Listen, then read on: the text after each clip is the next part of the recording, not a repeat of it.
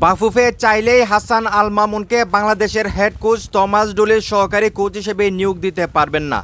Thomas ডুলি নিজে সিদ্ধান্ত নেবেন কে হবে ওনার সহকারী কোচ, এমনটাই কিন্তু মন্তব্য করলেন বাফুফে সভাপতি তাবিদ আওয়াল। আপনারা সবাই জানেন 2-3 দিন আগেই কিন্তু থমাস ডুলির যে সহকারী কোচ ছিলেন যার নাম মার্কো বুনুফিলিও, উনি কিন্তু অলরেডি চাকরি ছেড়ে দিয়েছেন এবং উনি কিন্তু গাইনার জাতীয় যে ফুটবল দলটা আছে সেটার হেড কোচ হিসেবে আসলে উনি নিয়োগপ্রাপ্ত হয়েছেন, এমনটাই কিন্তু আসলে বলা হয়েছে।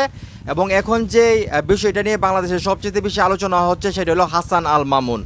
মানে বুনুফিলিও যখন এখন চাকরি ছেড়ে দিয়েছে, বাংলাদেশ জাতীয় ফুটবল দলের সহকারী কোচের যে দায়িত্বে উনি ছিলেন, এখন কিন্তু বলা হচ্ছে হাসান আল মামুনকে সেই দায়িত্বে নিয়োগ দেওয়া হবে।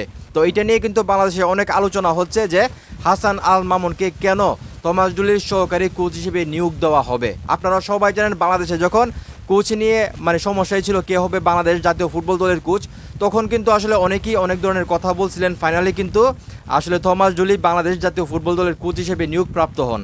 তারপরও কিন্তু বলা হয়েছিল হাসান আল মামুনকে থমাস ডুলির সঙ্গে কাজ করার সুযোগ দেওয়া হবে সহকারী কোচ হিসেবে। তখন কিন্তু বাংলাদেশের প্রত্যেকটা মানুষ এটা নিয়ে আসলে আন্দোলন করেন এবং সমালোচনা করেন। আমরাও এটা নিয়ে কথা বলি, আপনারাও আমাদেরকে সাপোর্ট করেন, যার কারণে বাফুফে কিন্তু হাসান আল মামুনকে সহকারী কোচ হিসেবে নিয়োগ দিতে পারেন নাই। এখন কিন্তু তাদের রাস্তা ক্লিয়ার, যেহেতু মার্কো বুনুফিলিও অলরেডি বাংলাদেশের যেই দায়িত্বে ছিলেন সহকারী কোচের সেখান থেকে পদত্যাগ করছেন এবং উনি যেটা বললো গাইনার যেই জাতীয় দলের হেড কোচ উনি হয়ে গেছেন। এখন কিন্তু বাফুফের কাছে একটা সুযোগ এসেছে, সেই সুযোগটা কাজে লাগানোর জন্য তারা কিন্তু চেষ্টা করতেছে এবং হাসান আল মামুনকে সহকারী কোচ হিসেবে নিয়োগ দেওয়ার জন্য তারা চেষ্টা করতেছে। এখন যে নিউজটা আসলে আমি পাইলাম যেখানে বলা হচ্ছে, মানে তাবিদ আওয়াল যেটা বলতেছে যে বাফুফে হাসান আল মামুনকে নিয়োগ দিতে চাইলেও পারবে না, final decision head coach Thomas Dooley নিবে, এমনটাই মানে বাফুফের যে সভাপতি তাবিদ আওয়াল বলতেছে। তো এটা আসলে কতটা যুক্তিগত, মানে আপনাদের কি মনে হয় যে থমাস ডুলির কথা মতোই আসলে হাসান আল মামুনকে নেওয়া হবে? থমাস ডুলি যদি মানে না চাই হাসান আল মামুনকে, তখন কি আসলে বাফুফে হাসান আল মামুনকে কি সহকারী কোচ হিসেবে দায়িত্বে দিবে না? আপনাদের কি মনে হয়? আমি মনে করি টোটালি এটা একটা ভুয়া একটা খবর বা ভুয়া একটা কথা। মানে সিন্ডিকেটের যেই তাদের যেই হিসাব নিকাশ তারা আগেই মিলিয়ে ফেলছে।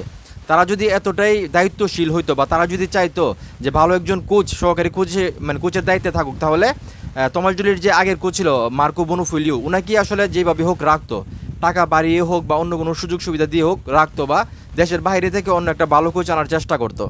তো যখন উনি যায় সঙ্গে সঙ্গে কিন্তু একটা কোচের নামই সবার সামনে আসে, সেটা হলো হাসান আল মামুন। এবং হাসান আল মামুনকে বাংলাদেশের মানে ফুটবলকে ভালোবাসে এরকম মানুষ মানে হাসান আল মামুনকে ভালোবাসে না, পছন্দ করে না। কেউ চায় না যে থমাস ডুলির সহকারী কোচ হিসেবে হাসান আল মামুন দায়িত্ব নেয়।